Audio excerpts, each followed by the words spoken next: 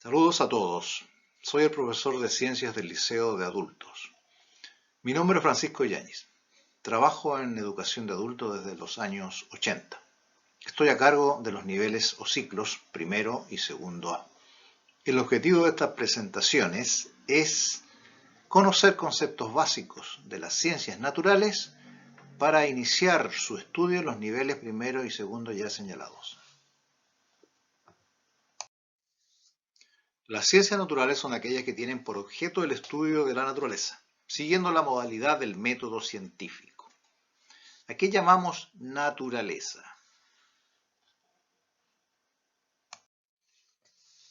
La naturaleza lo comprende todo lo que nos rodea, menos lo que está elaborado por el ser humano. Eso es considerado artificial. Tenemos acá el planeta Tierra, donde nosotros estamos, por supuesto, donde está nuestra naturaleza próxima. Están los animales, los vegetales, los hongos, los microorganismos, bacterias, etc. Y tenemos lo que está fuera de nuestro planeta, que sería el sistema solar, bueno, las galaxias, lo más lejano. Todo eso es naturaleza. Las ciencias naturales, para el estudio de la naturaleza, que es muy amplia, se ha dividido para su especialización. Así tenemos la astronomía, que estudia los planetas, estudia las galaxias, estudia los grandes conglomerados que están en el universo. La biología, que estudia la materia viva, los seres vivos, animales, vegetales, hongos, microorganismos. La geología, que estudia el planeta, la oceanografía, los océanos, la meteorología, el clima. La física, que estudia la materia inerte en cuanto a sus cambios, pero que no afectan la estructura de la materia. Y la química es la ciencia que estudia la materia inerte en cuanto a su estructura y composición y transformación. Los seres vivos están clasificados en reinos. Tenemos el reino de las plantas, el reino vegetal, el reino de los hongos, el reino fungi, tenemos el reino de los animales, de los protistas, que son de los microorganismos muy pequeños, y el monera, que sería el de las bacterias. Los seres vivos tienen características. La vida no se puede definir, pero sí se puede señalar las características que tienen los seres vivos. Todo ser vivo tiene un ciclo de vida. Nace, crece, se alimenta, se relaciona, se reproduce y muere. Para esto debe cumplir con las funciones de nutrición, de relación entre ellos y su entorno y de reproducción. Los virus son seres vivos. No puede ser un virus considerado un ser vivo, debido a que no cumple con las características de los mismos, como la nutrición, la reproducción y metabolismo. Son estructuras compuestas por un fragmento de ADN envuelta en una capa proteica. Utilizan las células específicas para multiplicarse, no reproducirse. En estas últimas semanas estamos asistiendo con alarma a la expansión a escala casi mundial de un virus hasta ahora desconocido, el denominado SARS-CoV-2. Este virus produce una enfermedad respiratoria denominada COVID-19, que en aproximadamente el 20% de los casos precisa hospitalización. El virus es el SARS-CoV-2 y la enfermedad el COVID-19.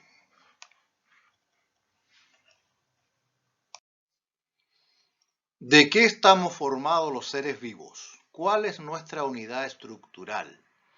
La biología celular es la disciplina que se encarga de estudiar a la célula en todos sus aspectos, estructural y funcional, así como de su interacción con su medio ambiente.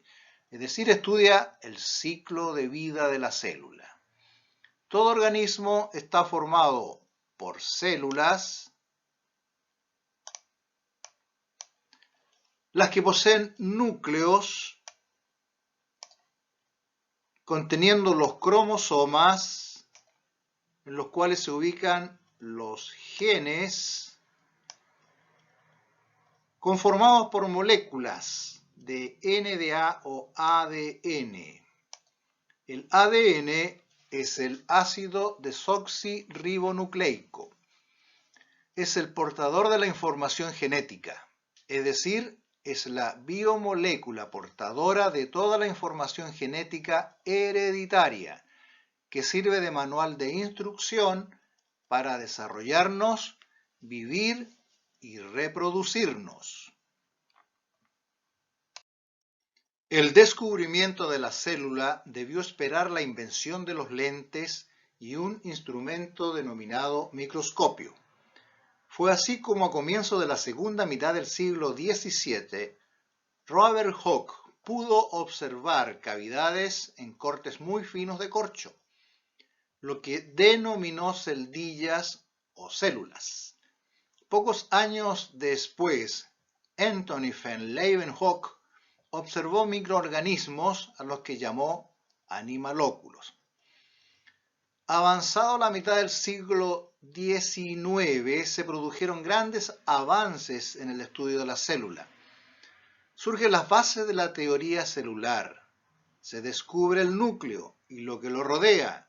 Y lo más importante, que los seres vivos están constituidos por células y que ésta tiene la propiedad de reproducirse.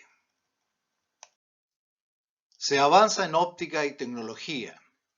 Aquí se observa un microscopio óptico moderno y sus partes, lo que permitió conocer más detalle de las células.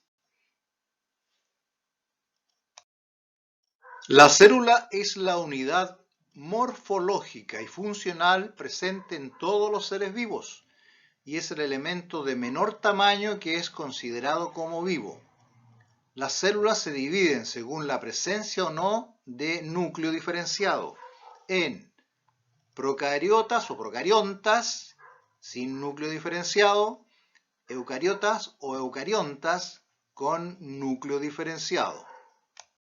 Se observan células vegetales donde se destaca el núcleo, el citoplasma, lo que lo rodea, y claramente la pared celular, propia de las células vegetales.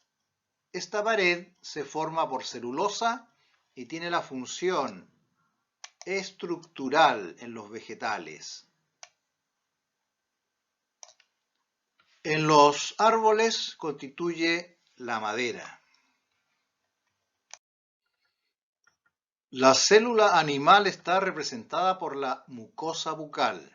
Este tejido, conformado por células sueltas, cubren el interior de la boca y secretan mucina, una sustancia que la humedece y lubrica.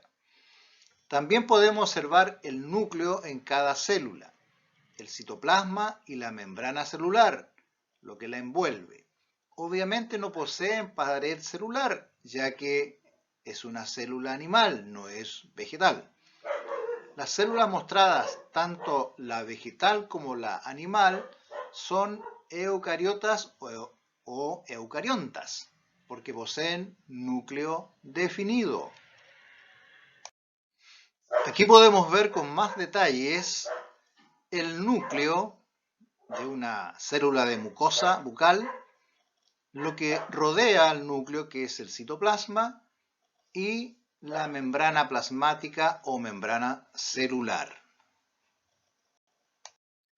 Ahora, como ejemplo de células procariotas o procariontas sin núcleo definido, tenemos a las bacterias. Aquí podemos observar estructuras que permiten su movilidad para su natación en medio acuático. Estas estructuras se denominan flagelos. Los organismos formados por una célula se denominan unicelulares, como lo son las bacterias, los protozoos, como el paramecio, las microalgas y las levaduras, que son hongos microscópicos. Importantes, estos últimos, por ser los causantes del proceso bioquímico de la fermentación alcohólica, en la elaboración de la cerveza, del vino y de que el pan liude. Liudar es fermentar en el pan. Los organismos formados por dos o más células son pluricelulares. Son los árboles, los arbustos, el pasto, los animales que se ven en la fotografía, nosotros, etc. Lo más pequeño existente en la naturaleza, como los virus, se debe observar mediante microscopios que utilizan flujo de electrones en vez de luz. Son los microscopios electrónicos.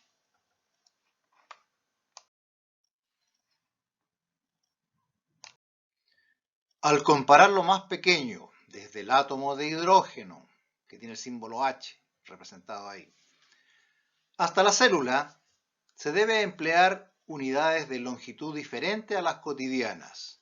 Las cotidianas son el milímetro, centímetro, metro, más grande kilómetro. En la imagen podemos ver que un ángstrom, la letra A, es el diámetro del átomo de hidrógeno, que está representado por esa esfera con el símbolo H. Esto correspondería a 100 millonésimos de centímetro. Para el ADN y los virus se emplea la unidad denominada nanómetro, NM, su abreviatura. Un nanómetro equivale a las 1000 millonésima parte de un metro. Para las células se tiene la unidad micra o micrones.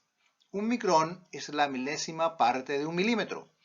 Así te podrás dar cuenta de las magnitudes con que trabajan los investigadores en las ciencias, en sus laboratorios. Finalmente, estimados alumnos y alumnas, les dejo una actividad. Primera pregunta, ¿por qué debemos estudiar ciencias naturales? Segundo, ¿es correcto decir que se puede matar a un virus? ¿Por qué? Tercera pregunta, ¿es lo mismo coronavirus que COVID-19? ¿Sí o no? ¿Y por qué? Importante. 4. ¿Cuál es la importancia de la célula? 5. ¿Somos organismos unicelulares o pluricelulares? Justifíquelo. 6. ¿Cómo los científicos saben de la existencia de las células? 7. ¿Cuáles descubrimientos del siglo XIX fueron los más importantes en el estudio de las células? ¿Por qué? ¿Qué medidas tomas para reducir el riesgo de contagio por coronavirus? Envía tu respuesta con tu nombre incluido al jefe de la UTP, don Nelson Flores. Saludos cordiales a todos. No olvides que con tu autocuidado, si tú te cuidas, cuidas a los demás. Soy el profesor de ciencia Francisco Yáñez Olavarría. Nos veremos pronto, si Dios quiere.